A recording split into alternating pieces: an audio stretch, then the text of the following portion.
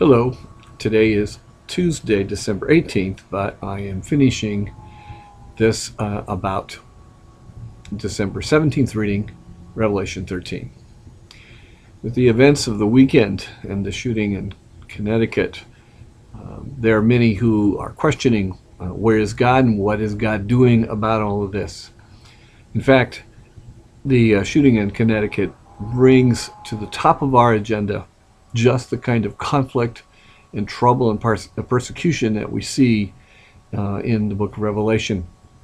So the question comes about why God does not stop these things, and how can we possibly believe if God doesn't act? I think the question comes down to, do we believe God is supposed to protect us and should act on all kinds of areas, or is there something else going on? And my comment on that would be there's something else major going on. That is, that God has, number one, told us how we are supposed to live in relationship to each other. And number two, has offered us His Spirit to transform us and to build us into mature, loving, faithful people that treat each other according to God's righteousness.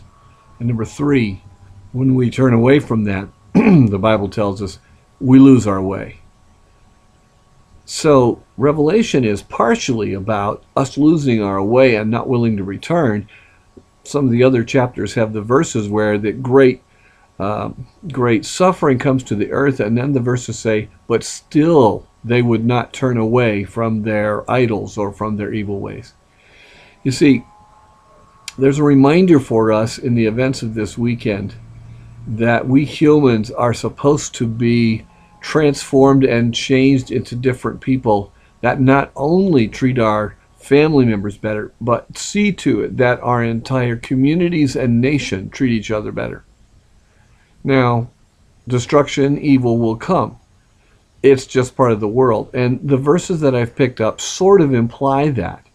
In the middle of Revelation 13 are the verses that are right in the middle of the book of Revelation. And some Bible scholars tell us this is the point. So the verses read, "If you have ears to hear, then listen.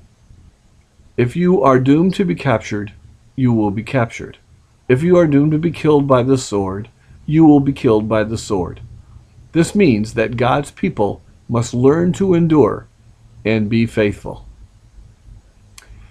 To paraphrase Forrest Gump's movie, crap happens. And sometimes it's terrible stuff. It just will. The question is, what will my faith be? What will your faith be? And the verses from Revelation tell us we must be ready for it, we must know it's going to happen, and we must be faithful and endure. That is true if it happens to us, or if it happens in our nation, or in a shooting in Connecticut. God has told us what to do. We have to grow into it, and we must be faithful, and we must endure.